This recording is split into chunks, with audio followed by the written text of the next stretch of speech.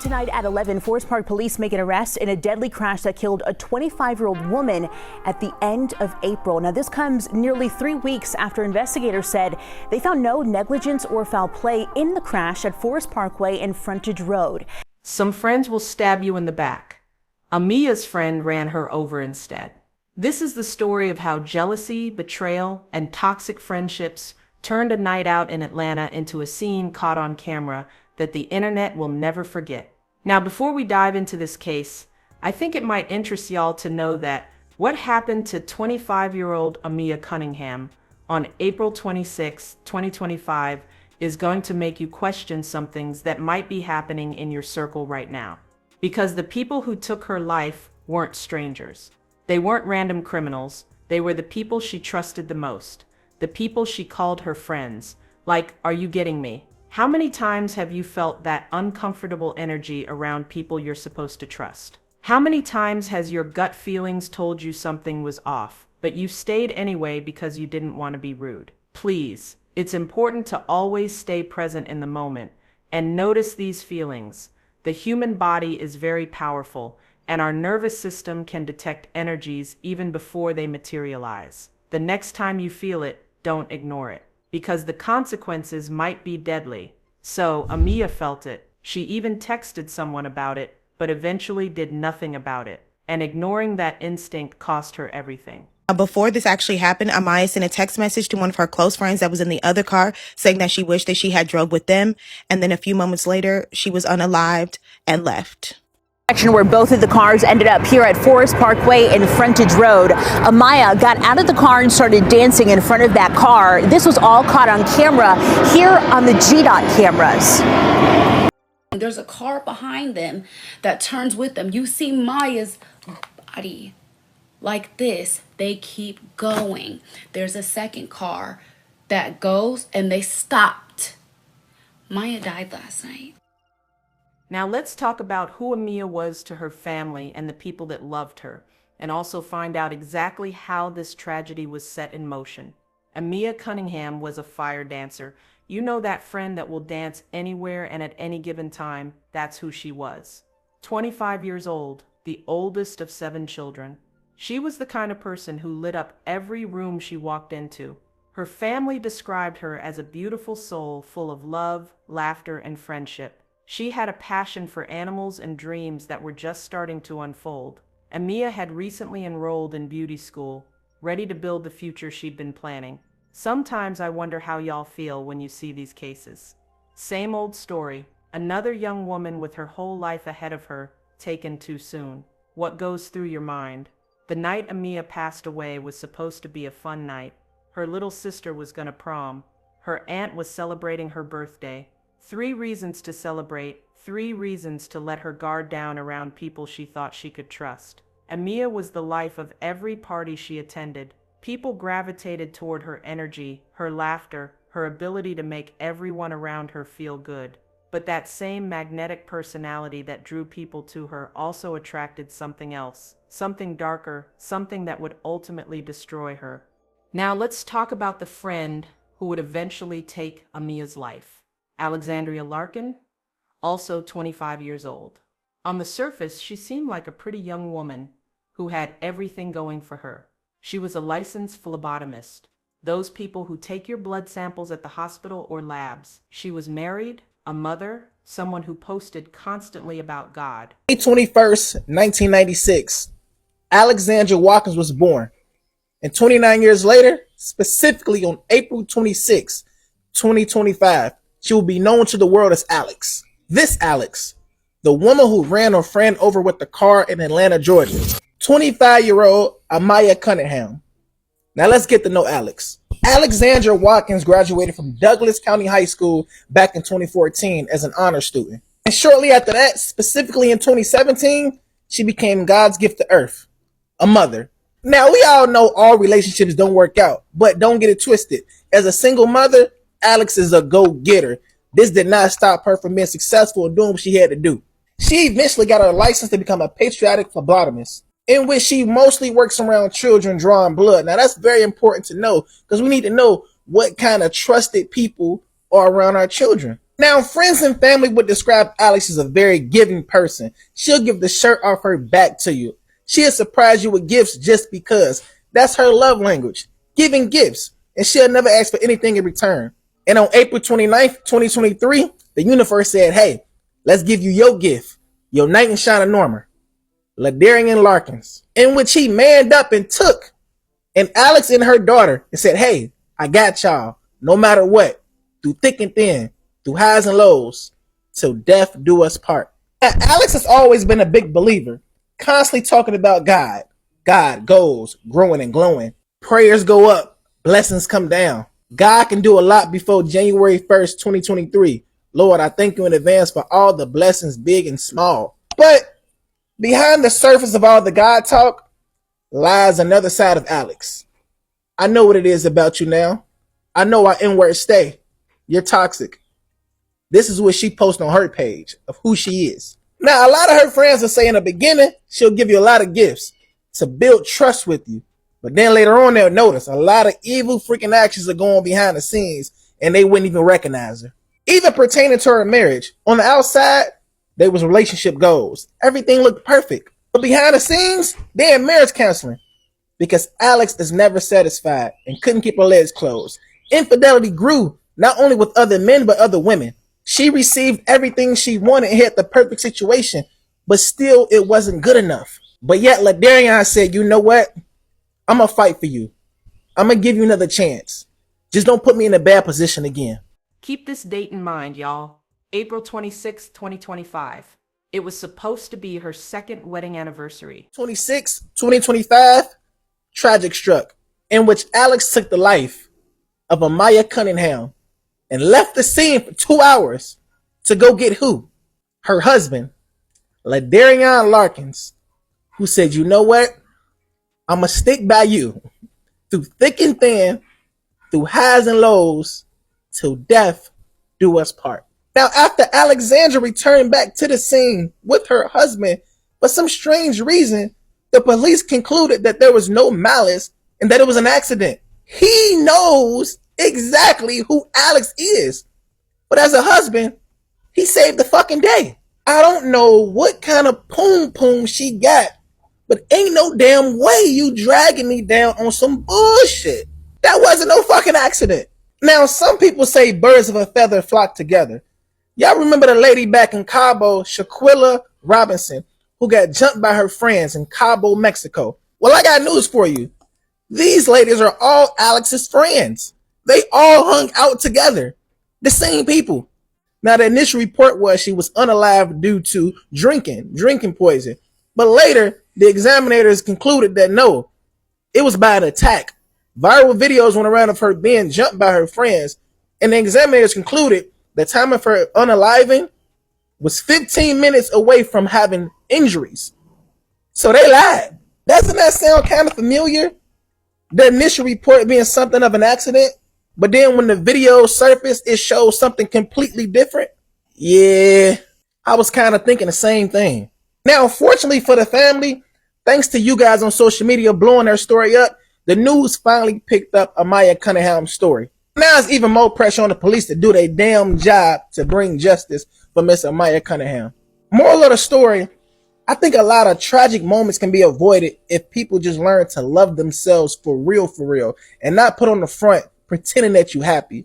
Really love yourself so you don't have to take from other people. Much love and light to y'all. Justice for Amiya Cunningham. People like Alexandria are never satisfied. They can have everything they claim they want, and it still won't fill that empty space inside them. That's what makes them dangerous. Now let me tell you about the accomplices, because yes, that's exactly what they were. There's Deja, Amiya's neighbor. Since middle school, 12 years of friendship, 12 years of sleepovers, secrets, and calling each other sisters. Deja lived just 4 blocks down from Amiya. If anyone should have protected Amiya that night, it should have been her. Then there's Mickey, another girl in their circle that night. The silent devil, the one who would stand by and watch everything unfold without saying a word. End of the day, you, as her childhood friend, silent. The other girl, silent. The girl with the black Jeep, silent. So what do you guys expect? You get what I'm saying? And that's why I've said, like, nobody has come out and said anything about this. That's up. Like, do people not have the same thinking process? You guys are sitting here defending somebody. And you know what my thing is like the more and more that I sit here and think of the Deja character, the childhood friend, right? Someone had told me that the girl in the silver car is cousins with the girl in the black Jeep, okay? When this first got to me, it was those girls are cousins, okay? So for me, with Deja being in the car, the silver car, with the cousin of the girl who was driving the black car that ran Maya over, right? It's okay if Deja was to come out and say, yeah, when the police came, she was standing right next to me, and I didn't want to just say, oh, yeah, her cousin who was in this black Jeep just fled the scene and went this way. You get what I'm saying? But for you to remain silent, that's weird. And me, I'm only literally repeating what is being told to me from the friend Tommy that y'all pre-gamed at his house and he pulled up on you guys. The motherfucker that messaged me talking about Deja, talking about you should go talk to Tommy because he's the one who went to the club right after the fact. At the end of the day, you cannot control how he grieves. What the to do with the fact of you not saying police from what he said? And that's what I'm trying to get people to understand, right? He literally said he forgot about the girl in the black Jeep with the pink outfit on because nobody had mentioned her. When he pulled up, everybody was in distress. When the police was talking to everybody, nobody said, oh yeah, the black Jeep, the black Jeep. The black Jeep didn't come to his mind until later when he was at the club, like, hold on, where the So what that tells me, okay, is that when y'all were out there crying and mourning this situation together, not once did those girls who were in that silver car say, yeah, the girl, Alex, the girl that fled the scene. Yeah, you remember her? The girl that was just at your house in the pink with the black Jeep? She's the one who hit Maya. This is crazy. So if not for the traffic cameras that night that captured them perpetuating such evil act against humanity, they were just gonna act like nothing happened. This wasn't some random group of people who barely knew each other. These were supposed to be Amia's closest friends, people who knew her family, people who had been in her life for years, people who smiled in her face while planning her destruction. Like, for people to be feeling a way that I'm talking about this and demanding answers is crazy. And then telling me, oh, her friend doesn't have to say anything. They don't have to say anything. I beg your finest pardon? Someone died, got ran over in cold blood. What do you mean they don't got to say anything? They got to say every motherfucking. What? That sounds like somebody who was an accomplice would say some shit. Oh yeah, I'm not saying nothing. I'm just staying silent. And like, you get what I'm saying? I understand grieving. You cannot tell anybody how to grieve. Okay, I understand. But from the phone calls that I had between this brother, the aunt, and Tommy, okay, something I feel is being covered up and I don't know why. So the plan was pre-game at her guy's house, have a few drinks, then head to King of Diamonds nightclub in Atlanta. Just a regular night out with a few friends. But here's where things started to shift. During that pre-game party, while everyone was supposed to be celebrating and having fun, tensions began to surface.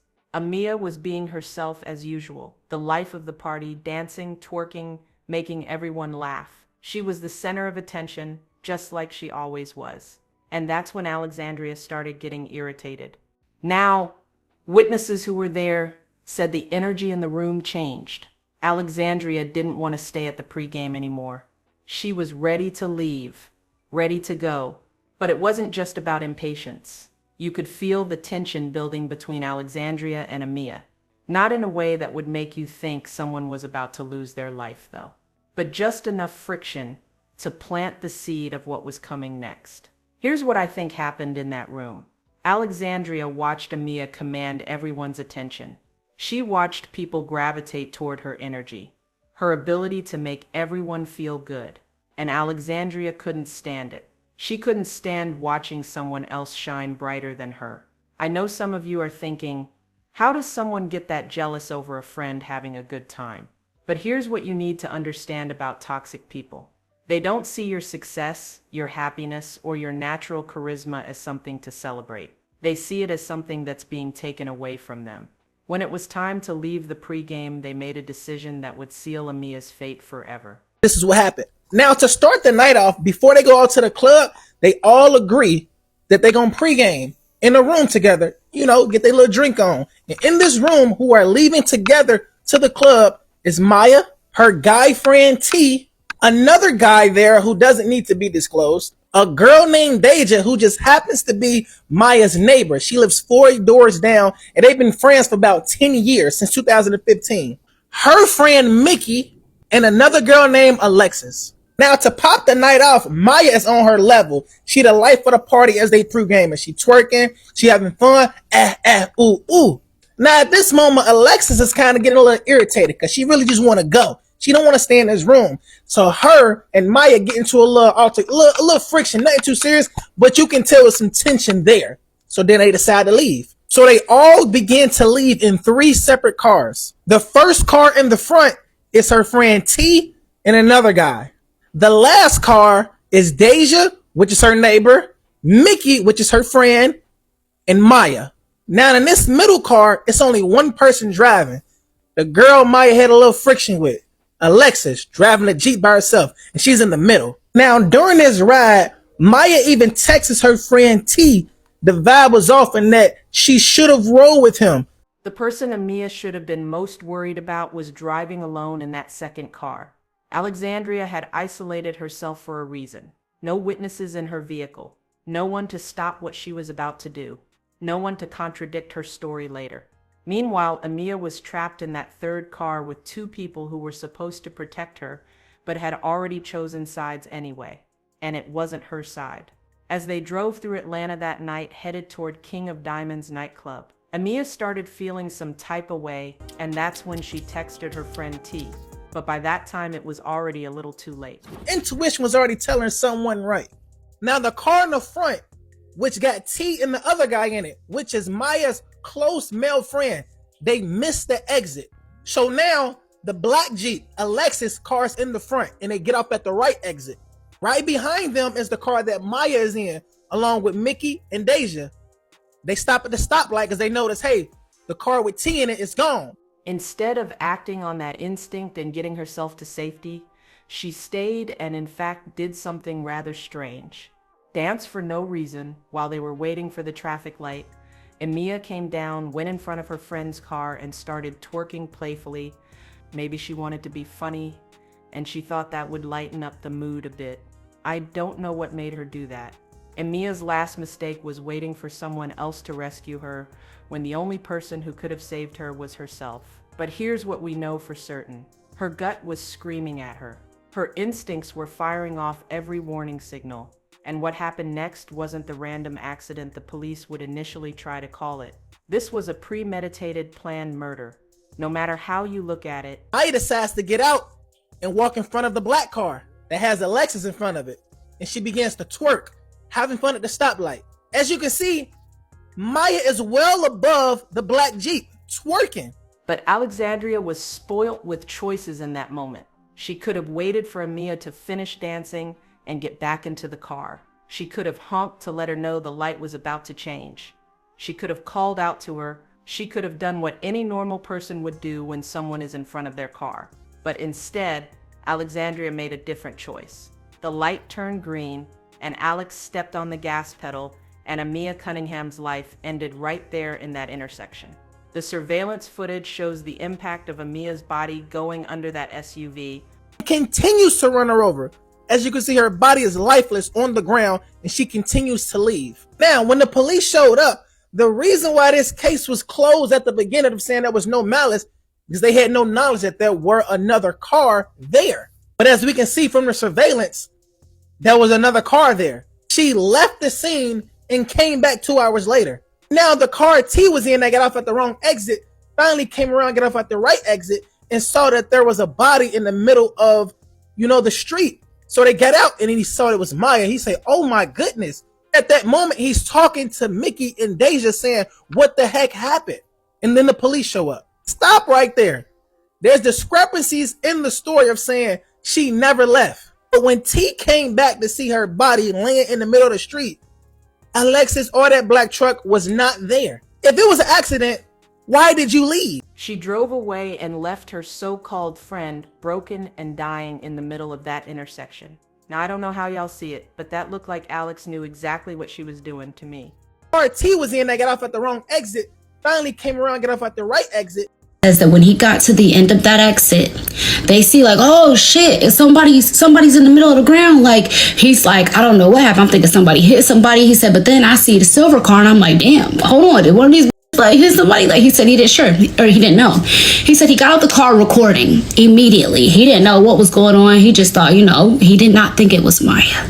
He started walking up and literally he saw it was Maya and he started breaking down, crying hysterically. He's just distraught at this point, So he tells me that at this point, the police arrive. They revive Maya 4 times. They get her back up. She get her back up again, And so after the 4th time, they pronounced her deceased. 4 times the EMTs got her back to life.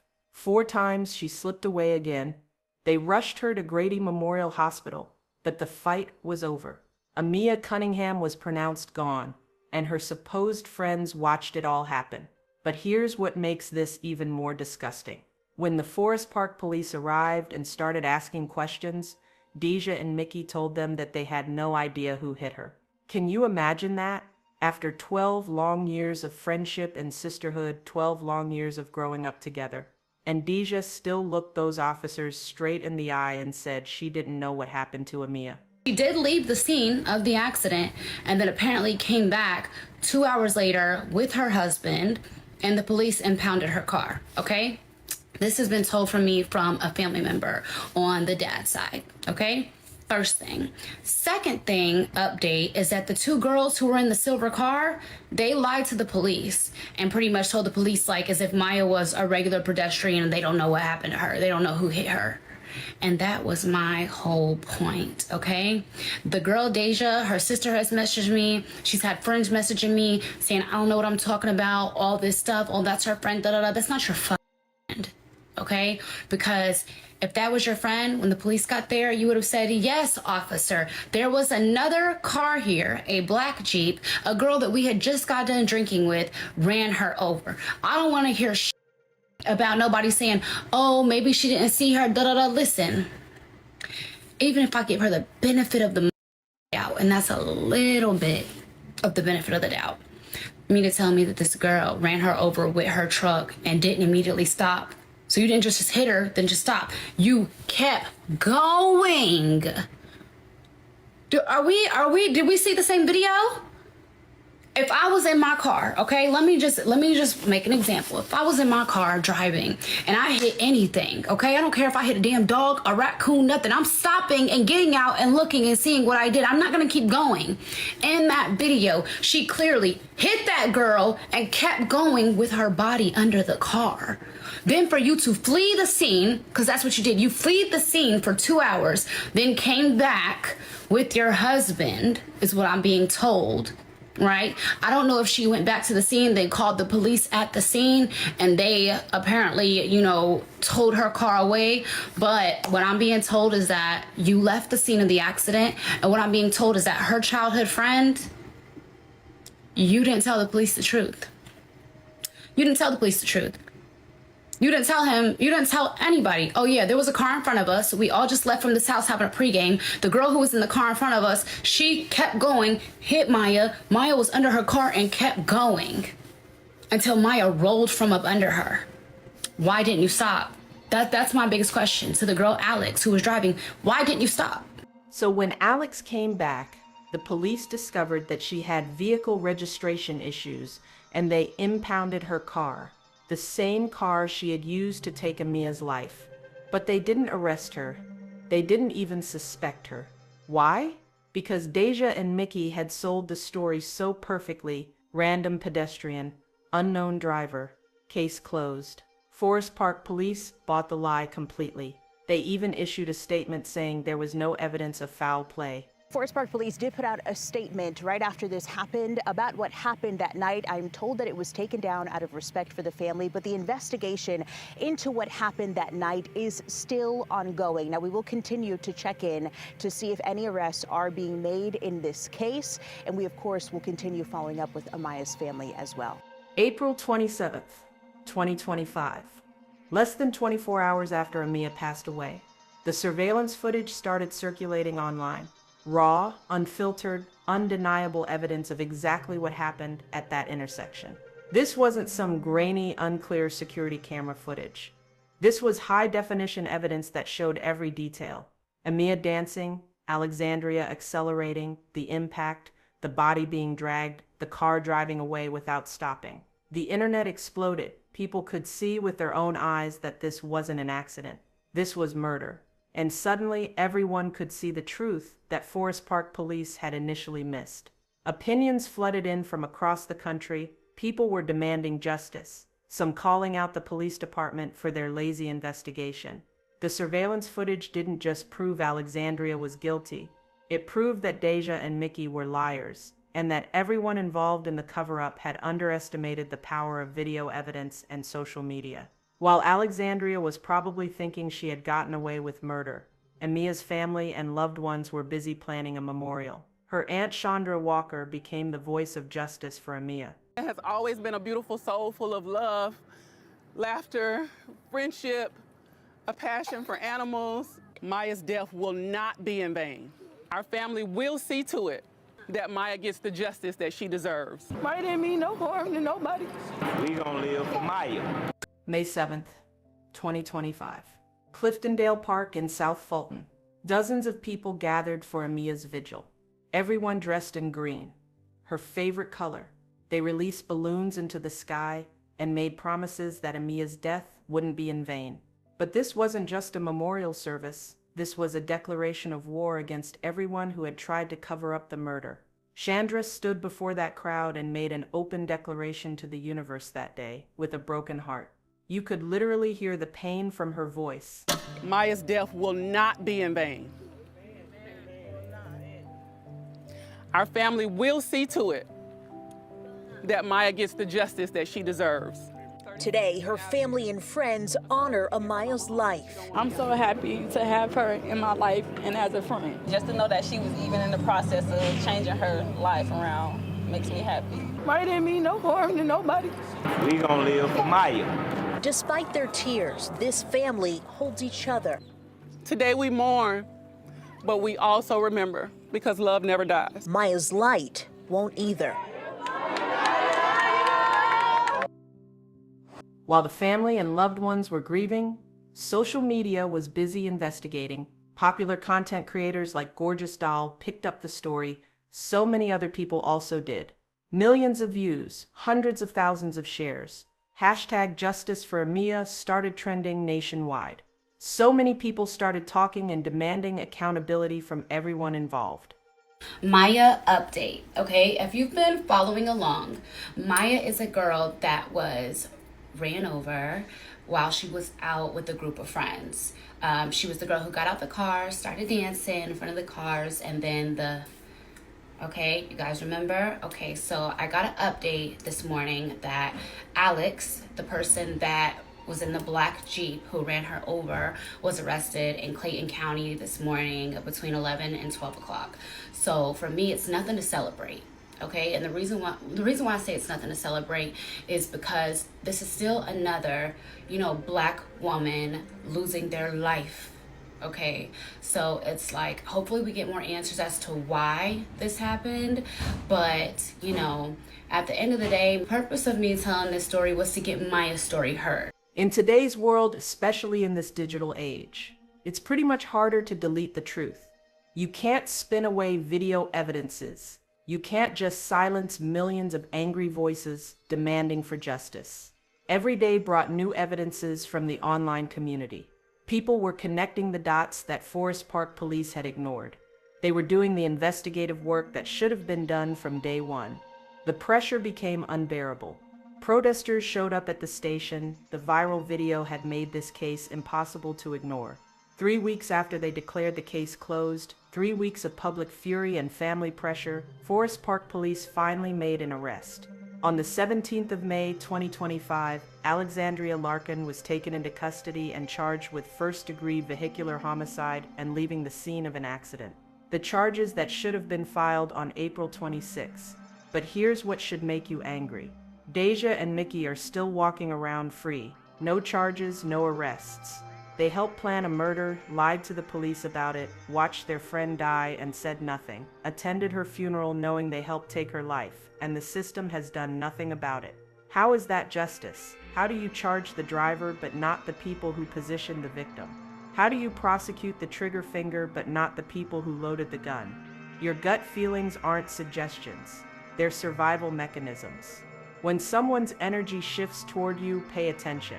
When the vibes feel off, leave. When your instincts scream danger, listen. Because the people who dismiss those feelings end up like Amiya. Alexandria's first court appearance was everything Amiya's friends and loved ones needed to see. The judge looked at this woman who had taken a life on her own wedding anniversary and made it clear that bond wasn't even a consideration. I am unfortunately unable to issue a bond for you this morning, the judge stated. Bond denied. Alexandria Larkin would sit in jail where murderers belong until her trial. She threw away everything for 5 seconds of violence. One of the highlights of this story for me was when, 2 hours after Alex left Amiya dying in that intersection, she went and got her husband to come back to the scene with her. This man followed his wife to help cover up a murder on their anniversary. The manipulation power Alexandria has over people is something to talk about. Now let me tell you what the legal battle looks like moving forward, because this case is far from over. Alexandria is facing serious time, and as she should be, but the family is still fighting for complete justice. They want charges against Deja and Mickey. They want accountability for everyone who participated in this conspiracy. And let me be clear about something. This was a conspiracy. This wasn't just one person making a bad decision. This was multiple people working together to position a victim, commit a crime, and cover it up afterward. That you think is close to you is the main ones that's out to get you. That woman needs to be under the jail because she knew exactly what she was doing. She knew what she was doing. She wanted to hit her. It seemed to me that it was secret animosity. Some people can't take your personality. Some people can't take your energy. Some people can't take your aura. Some people outshine other people. And miserable people don't like that. Justice has been served because she's about to spend the rest of her life in prison. Prayers go out to Amiya family. Pray that they can get through this tough time. It is so sad that they lost their loved one behind this. These friend groups are getting so weird nowadays. It needs to be studied. When you realize the people closest to you be the ones that hurt you, it make you want to fall back. The fact that these people are out walking around free, I don't like it. Like the fact that she had just texted her friend and said, I should have went with you.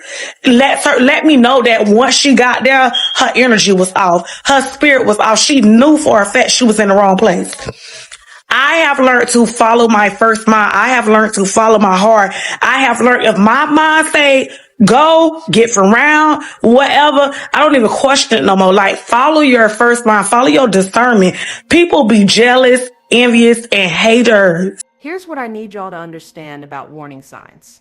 Firstly, trust your gut feelings. There was a reason why Amiya sent T that text. It wasn't just a casual observation. It was her survival instinct kicking in. Like I told you before, your nervous system will always try to send you signals in situations like this. So the next time you get that weird feeling in your gut, pay attention to it. Secondly, don't stay in uncomfortable situations just to be polite. Don't be a people pleaser. Amiya probably didn't want to hurt anyone's feelings by asking T to come back for her, or by calling an Uber, or by just walking away from the whole situation. People pleasing can get you hurt. Always choose yourself first. Your safety is more important than someone else's feelings. Thirdly, pay attention to how people react to your happiness. Amiya was the life of every party she attended. People loved her energy, her ability to make everyone feel good, but Alexandria couldn't stand it. She couldn't stand watching someone else be the center of attention. If someone in your circle gets angry when you shine, that person is dangerous. And finally, understand that some people will never be satisfied no matter what they have. People like Alexandria don't want to build themselves up. They want to tear other people down. Alexandria Larkin had everything: a beautiful family, a career, a life most people pray for. And it still wasn't enough. That's the real tragedy there. Not just that she was evil, but that she was empty. And empty people don't just destroy themselves, they take everyone around them down too. If you recognize yourself in Alexandria's story, if jealousy eats at you when your friends shine, if other people's happiness feels like your loss, if you feel anger, bitterness, pain, get help now, before you become the villain in someone else's story, before your brokenness costs someone their life. But this story isn't about Alexandria. It's about Amiya Cunningham, 25 years old, loved by 7 siblings. A light that went out way too soon because she trusted the wrong people. To the Cunningham family, Chandra, and everyone fighting for justice, we see you. Amiya's name will not be forgotten. Her life mattered, and we're not stopping until everyone who played a role in taking it faces consequences. Rest in power, Amiya. This is Deadly Affairs.